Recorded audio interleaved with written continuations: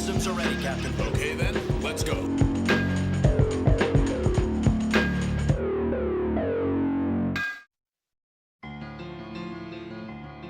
As the Zentraedi wreak havoc throughout MACROSS City after making their way into the ship, Kyle is injured, pushing Minmay out of the way of debris. She's able to get him off the stage, and although he's bleeding, she comforts and calms him, distracting him from the pain by pulling faces at him, almost like when they were kids. Kyle can't help but be amazed at her inner strength. How can she have this comforting effect on him and others, even in the middle of this cacophony of destruction all around them? Rick, meanwhile, is desperate to get to the amphitheater and make sure Minmay is safe. No amount of battle pods can stand between he and his goal as he maneuvers Skull One through some daring acrobatics, taking down entire battalions of pods as he makes his way through. Not far away, KHYRON also blasts away at any resistance foolish enough to stand in his path. He'd followed 2 Micronian fighters on their way into the battle fortress in their useless attempt to save the ship, and began pulling together the battle pods from Veritech's ship, who seemed to be disorganized in their formations for some foolish reason. Knowing the reputation of the backstabber, Veritech's troops fell in line with KHYRON as he marched through the Micronian city, grouping together the attackers as he goes, until finally stumbling upon a handful of pods that almost seemed to be wandering aimlessly. Victory will be mine. Destroy everything in sight. We can do anything we want this time. Just a moment. Where in the name of dolls are you 3 going? Answer me. It's formed. We hope to find Minmay, Commander. Minmay? I've never heard of it. What are its ballistic capabilities? She's not a missile, sir. She's a Micronian girl. The most incredible creature any of us have ever seen. I'd like to meet her in person, yeah. Silence! I presume you plan to tell me what you're laughing about? Oh, I'm sorry, my lord, but I'm so overcome with joy and possibly finding... Stop! All of you, come back! Come back here, soldier, and face me like a Zentraedi. You can't run from me forever! I'm sorry, my lord, but I can't explain what an uplifting experience it is to be with the Micronians. I've never heard anything so crazy before in my entire life. You're completely mad! Rumors were true. You mean to tell me you'd prefer to be with them? Answer me! Huh? Well now, my little friend, I'm afraid I must deal with you in the same way as I dealt with your companion.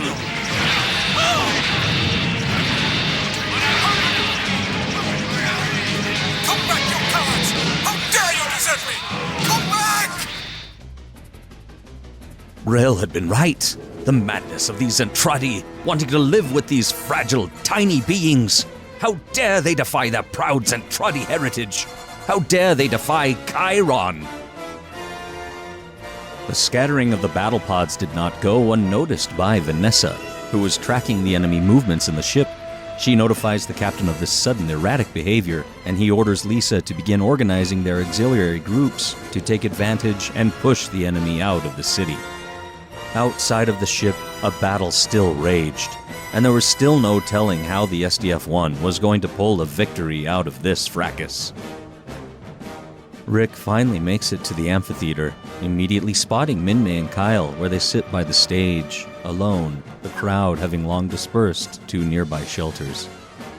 Seemingly stumbling upon what seemed like an intimate moment between the two, unaware that Minmay had just been cleaning Kyle's wound after he'd saved her, Rick moves back, partially not wanting to interrupt, but partially out of jealousy, wanting to see if his suspicions, and the rumors of these two, were correct.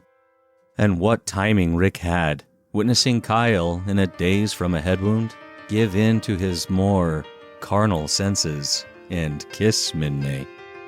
A move she was clearly not expecting at all, and hadn't exactly consented to. She even tries to push him away, shocked at this unwanted advance. From Rick's vantage point high above, his vision was almost spinning as his heart sank, seeing this moment as confirmation about the nature of Kyle and Minmay's partnership. In Lisa's attempt to organize and mobilize the counterattack in the city, she radios Rick and can tell something is wrong. He tells her what he's seeing, what Kyle and Minmay were doing, and flatly asks Lisa to send a rescue team to the amphitheater for them. As Lisa starts asking a lot of questions right then, Rick ends the transmission, not wanting to talk about it, no matter how much Lisa tries to raise him on the comm. As Rick turns to leave, he misses the moment Minmay is able to push Kyle off of her. He calls her name as she turns away from him, feeling violated, and he's crushed and confused at her rejection. Of course, all of that goes unnoticed by the dejected Rick, who walks away in Skull One, it looking as somber as its pilot. He'd felt he'd now lost Minmay forever. And to a guy like Kyle? Really? His somberness quickly turns to anger. Anger that he turns on the battalion of battle pods he finds waiting for him.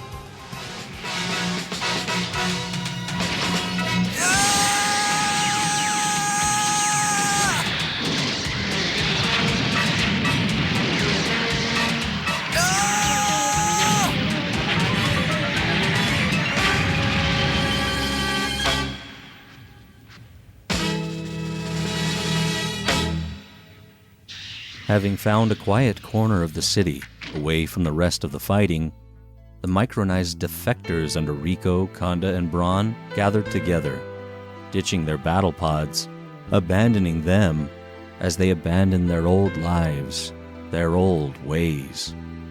As they move, they find a Minmay doll, broken, unable to sing.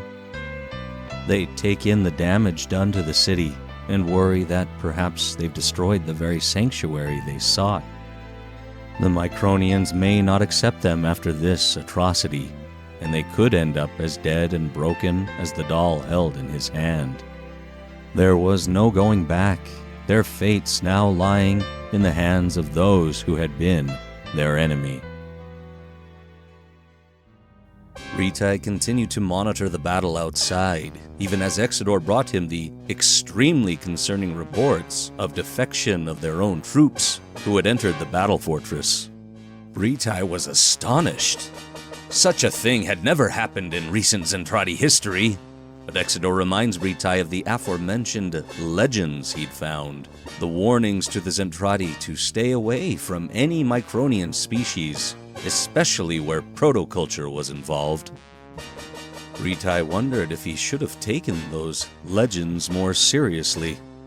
It was clear some Micronian secret weapon had been deployed to turn the hearts of his warriors against their superior officers, against their duty. Whatever this power was, they must know more. He orders Exodor to have the many defectors captured and detained, planning to thoroughly interrogate them until they discover how this Micronian power over them worked. KHYRON had exited the ship along with the other Zentraedi who'd been harrowed out by the reserve destroyed forces of the ship, dishing out his own punishment to these would-be deserters, until he's issued a new directive from Minister Exodor. Therefore your orders, Lord KHYRON, are to isolate the deserters and lock them up? Lock them up? And if we let the traitors get away with this, then what's next? We might just as well surrender to the Micronians. As the Zentraedi mysteriously retreated, the ship was made safe, having rid themselves of the enemy who remained on board, or so they thought. The novel makes an entire tale of RICO, KONDA and BRON and their exodus with their people, securing them with clothes and integrating with the other citizens of Macross as they begin to clean up and rebuild the city. These three former spies then volunteered themselves to the military, surrendering officially and asking for asylum. This actually leads to a psychiatric examination of them, the doctors not believing their claims that these men were in fact Zentraedi aliens who had shrunk themselves in order to live with the humans. Eventually, the right people who had read the report of Lisa Hayes and her journey with Vermilion Squad to the enemy main fleet put together the facts, and the former spies now found themselves in front of the captain of the SDF-1, his top colonels, as well as Lisa and Max, who up until now had the closest encounter with the aliens. Rick was late to this meeting, still in his flight suit, frustrated at being called before his superiors for who knows what. As he enters the room, he instantly recognizes these three Zentraedi before him. Lieutenant Hunter, reporting is ordered. Huh? Hey, but these are aliens! Quite right, Lieutenant. But they have come in peace and they are unarmed, so relax. Yes, and remember, not long ago you were in a similar position. It's pleasant to see you again, Lieutenant. Yeah, same here. What are you doing on the SDF-1 anyway? Captain, maybe I should explain to the lieutenant exactly what's going on here. Yes, please do. Thank you. Lieutenant Hunter, each of these aliens has made a decision to remain here. Huh? It's true. They have come at great personal risk to throw themselves on our mercy and ask our protection. What are we supposed to say? All is forgiven and be my guest? Please, Lieutenant, wait a minute. I thought that you would understand that if we refuse asylum, they'll have no place to go.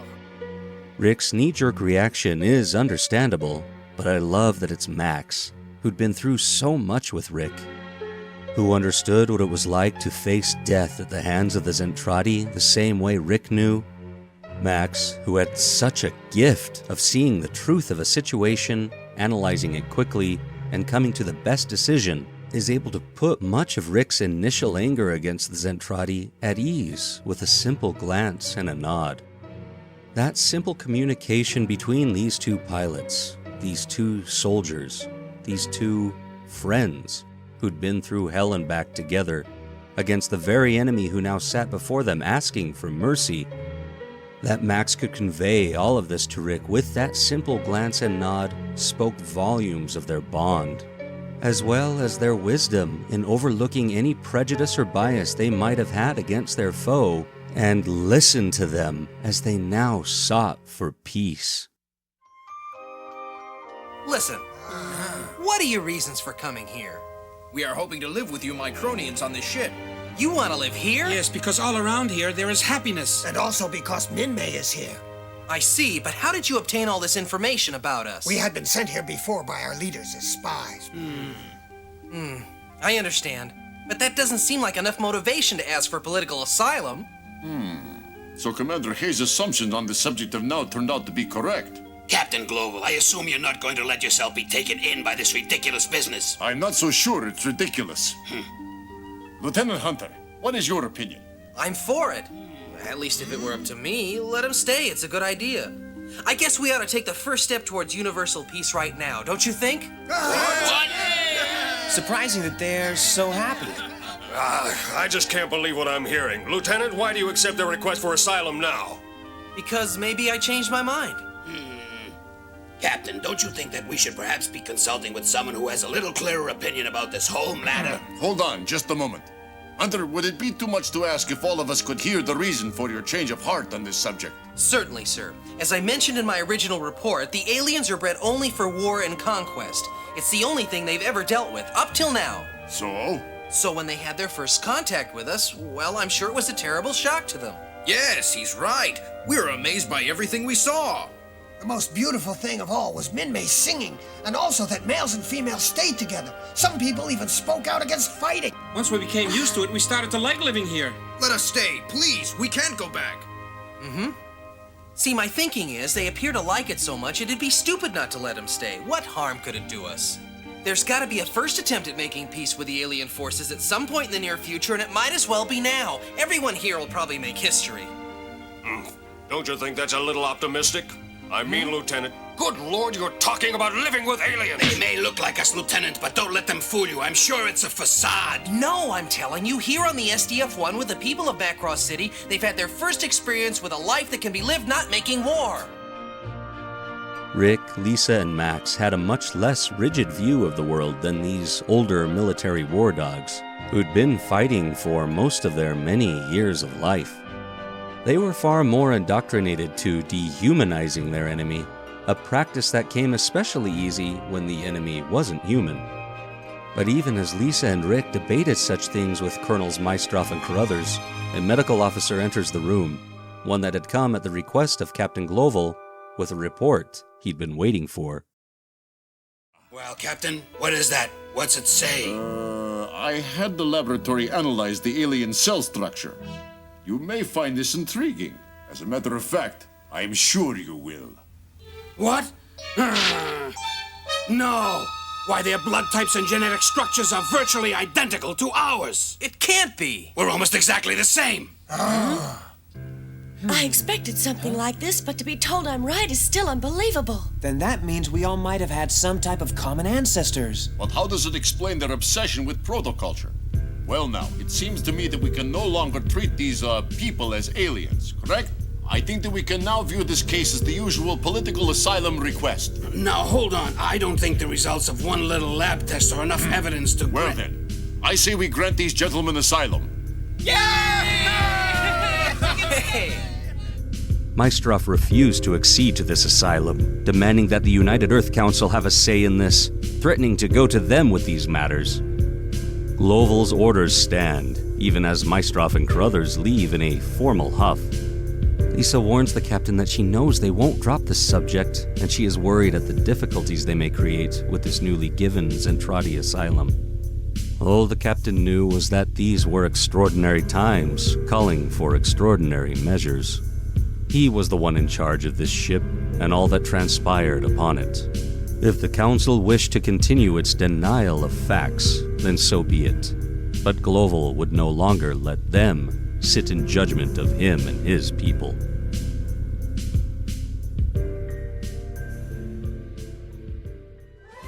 In the city, reconstruction had already begun, and though the task seemed more daunting than ever before, Mayor Tommy Lewin reminded the people of Macross that they'd been through so much already and always persevered. They'd rebuilt before and would again. As he put it, Rome wasn't built in a day, but MACROSS CITY can be. It'd probably take a bit longer than that, but the sentiment was inspiring all the same. Rick and Lisa had gone to survey the town and came across Aunt Lena and Uncle Max. Rick was genuinely excited to see them and that they were all right. They'd always been so kind to him and were essentially the only family he had left in the world, even if they were Minmay's. Speaking of Minmay, the two of them were worried about Minmay and Kyle, but Rick informs them they were taken to the hospital, although Kyle was the only one hurt, and not seriously. Still, they were worried and felt they should go to the hospital to make sure they're okay. Lisa and Rick encouraged them to, even offering to stay and help clean up the restaurant and watch it for them. As they sweep up, enjoying the simpleness of their tasks, Lisa goes to make some tea, and Rick spies a picture of Minmay on the wall. He relives the image of Kyle and Minmay kissing, feeling a wave of pain inside, but it passes quickly, as he continues this process of letting go of that attachment, even straightening the picture fondly as he does. As Lisa brings the tea, they speak of Minmay and Kyle at the hospital, with Rick wondering if Lisa wants to go check in on Kyle herself. She admits to Rick that even though she has feelings for Kyle, she's aware enough of herself to know that it's mostly because he reminds her of Carl Reber so much. That said, she knows there's no chance for her and Kyle, so she's already let the prospect go in her heart. Lisa coyly asks Rick about how things are with Minmay, trying to gauge where that whole situation is, and Rick chokes up a bit as he tries to deflect the subject. Lisa can tell she hit a sore spot, but empathizes with Rick still having such strong feelings for Minmay.